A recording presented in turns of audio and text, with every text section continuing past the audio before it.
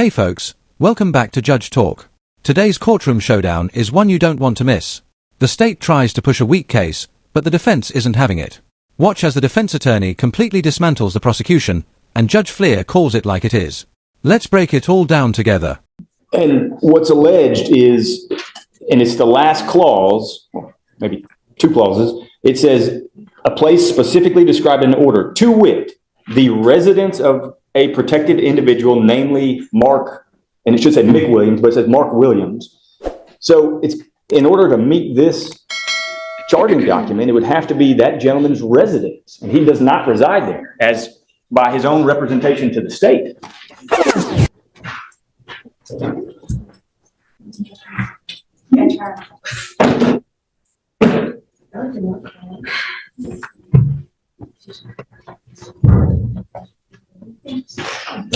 I'm ready for a nap. Like a big meal and a nap, and then Fortnite. No, I'm in La La Land. He's looking at the bunnies hopping through the forest. There you go. Rainbows that come across. I don't know how I often slow down progress, Judge, but somehow at least I'm consistent. Yeah. So.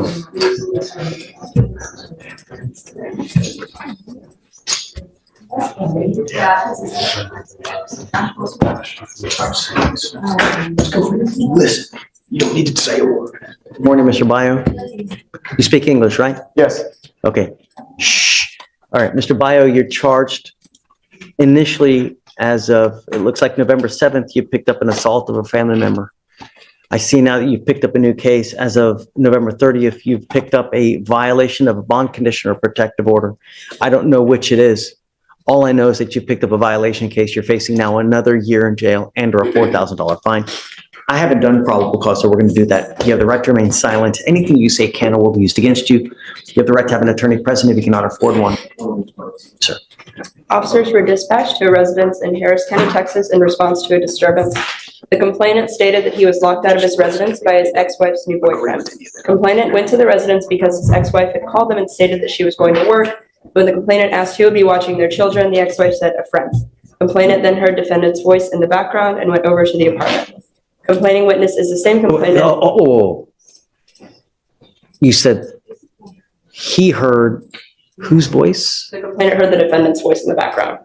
I think that the complainant believed that the defendant would be watching his and his ex-wife's children, and that's why he went over to the apartment. Complainant is the same complainant from a pending AFM, and the apartment address where the defendant was staying is listed on a signed order of protection. How bad of an assault were we talking in the original case? What happened is I think it was punching in the face with a closed fist. once, twice, thrice? 2 to 3 times, it looks like, Judge. Okay. And I can give some excellent background on that I think they're also still working through. On the assault case, we issued a protective order, I would imagine. Yes, and I've got a copy of that, Judge, if you need to And see. did we order him not to have contact with this person? Yes, but that's not the basis of the new charge. And so if we delve into the state's filed information, which is also the basis of the allegation he violated, well, I imagine you're hearing both kind of in conjunction, the new charge PC, but also considering the questions of bail with respect to the first charge as well. Of course. What's been alleged in the new information is that Mr. Bio went to the residence of the CW, Mr. McWilliams. As of the date when we first appeared in court, the representation was made by both Mr. McWilliams, and then today the representation was made by the ex-wife of Mr. McWilliams, who is the dating partner of Mr. Bio. So he is dating this gentleman's ex-wife. But she has confirmed to both of us that Mick Williams has moved out of that residence as of the date of the first alleged assault. And Mick Williams has told them that. They have been unable to reach Mick Williams as of recently. But in the RIP call information, McWilliams confirms, I moved out that day and do not live at the address that's at issue in this VPO case. If you look at the filed information in that VPO case, it's a necessary ingredient of that allegation that McWilliams lived at that address. It specifically says it in the last line. You're saying in the protective order? Yes, Jim. Oh, no, not the protective order. In the violation of protective order case, if you look at the state's filed information in that case, you will see the last line is, to wit, he was at the complainant's residence, but Mr. McWilliams doesn't actually live there. He moved out. Actually, was not on the lease. He's still not supposed to have contact with this person. Well, he's not. He didn't have contact with him. What happens is he's at a place that is not McWilliams' address, and then McWilliams, angry that he's there, still wanting to control his ex-wife, comes over there and busts the windows. And so that is What's the window of his ex-wife's house where Mr. Biles. What's the ex-wife's name? Shannon. Okay, so. And we both spoke to Shannon a few minutes ago. And Shannon has how many kids with Mr. Bio? Or do they have kids or no? So whose kids are they? McWilliams? Williams and Shannon's children. Okay. I think there's 2. And so what's alleged in the newly filed charging document is that Mr. Bio went to the residence of McWilliams, which there's no PC to believe that. He did not go to the residence of McWilliams. He went to Shannon's residence. McWilliams does not live there, stopped living there, and the state can't meet the information.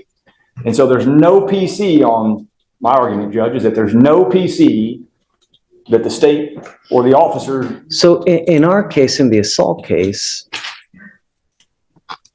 the protective order says that he's not supposed to go to this Spring Cypress, the apartment in Spring Cypress, right? Well, contemplating that that's McWilliams' address. Is that his address? Yes or no? That is no longer his address, Judge. Okay. When that was filed, I imagine that was the original apartment, but on the Because a lot of day, times they never updated. They just put the original apartment where it happened at, and they always assume that it's this, just. so that's no longer the address. Mr. McWilliams moved out of that address on the day of the incident, and he told Okay. me he moved out. I believe that Shannon is the only name on the lease. For the violation case, where is he alleged to have gone to? He went to the address that's listed in the original MOA. So he went to the Spring. Spring Cypress. Right. That's right. Okay. And But what he's saying is that this person no longer lives there. well, that's what McWilliams told the state. And that's what Shannon has told both the state and myself. And that is what our full understanding is. Now, I know that address is listed in the protective order, but what's contemplated by the protective order is don't go to a place where McWilliams lives. And McWilliams is not living at the Spring Cypress. The problem is that we also have this address there because he could always go back. Well, He may not live there. Maybe he lives there partially. Maybe he comes and goes. but what So told us was he was he is kicked out. also as a preventative measure so that we don't want you to actually or accidentally bump into this person. And that's why we have this there, is that he did live there at one time. Perhaps he may go back. He left an article of clothing. He left pizza there, or whatever it may be. Well, what's really happening is he wants to go back and continue harassing his ex-wife. And that is what Shannon has represented, I think, to both of them. I wasn't privy to their phone call. Certainly what was represented to me.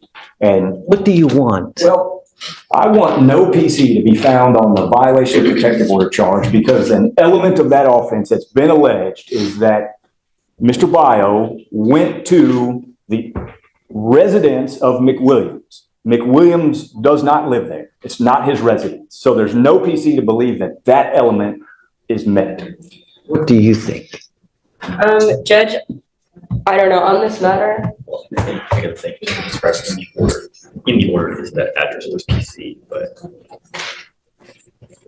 the actual information. I will say, Judge, in the charging instrument, The defendant it does say, he's not allowed to intentionally or knowingly go to a place specifically described in the order. The address in the order, that's where he was staying. But in terms of The address in the order, who was staying? the defendant was staying at the address in the order. In this In the protective original order? Moab, Spring Cypress. Okay. The defendant was staying there. But I will say in terms of PC, I'm going to defer to the court on this matter. And may I just read that little blurb of the information that I think is important for the court to hear? May I take a, cheat and steal y'all's computer? Go ahead. So, Do we still have a problem with him trying to communicate though? no, he didn't want to have any communication. This gentleman comes over to the place and starts busting the windows. I will say the complainant came to the place where the defendant was staying. Like, he initiated the contact in the situation. And what's alleged is, and it's the last clause, maybe two clauses, it says, a place specifically described in the order, to wit, the residence of a protected individual, namely Mark, and it should say Mick Williams, but it says Mark Williams. So it's, in order to meet this charging document, it would have to be that gentleman's residence, and he does not reside there, as by his own representation to the state.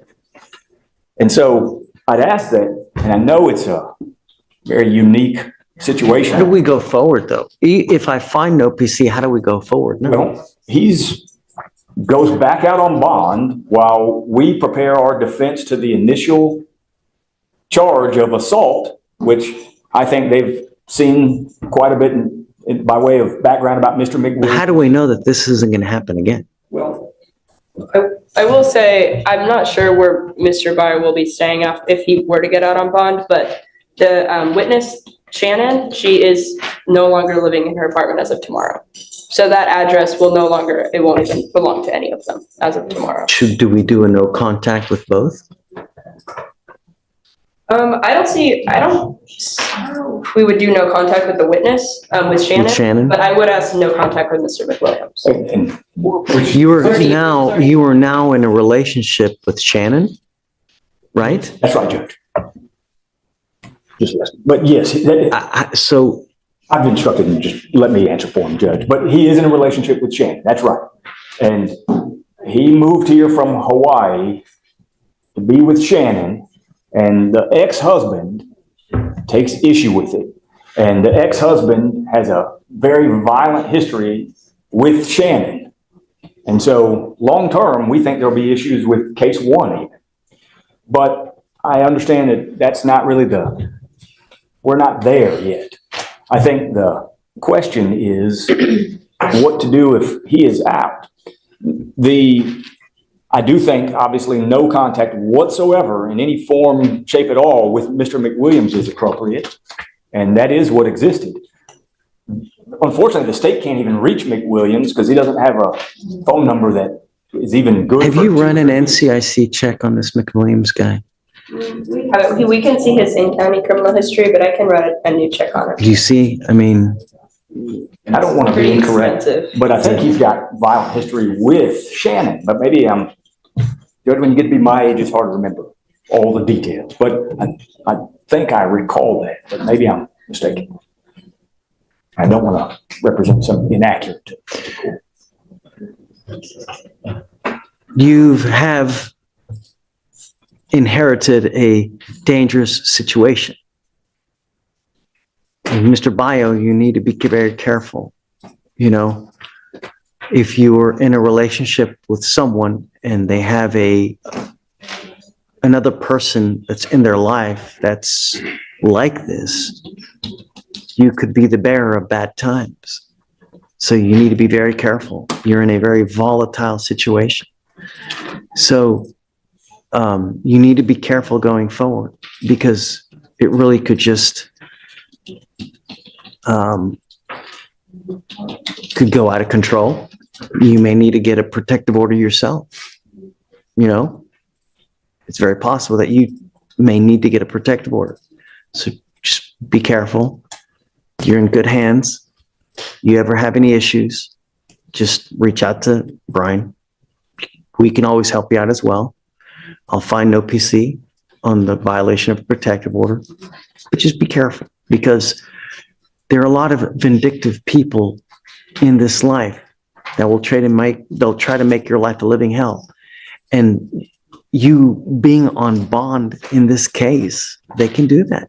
They can say, hey man, he's doing this to me. He's threatening me. He's doing that. And if an officer doesn't know any better and they come up and they see that have this open assault, they may never take your word.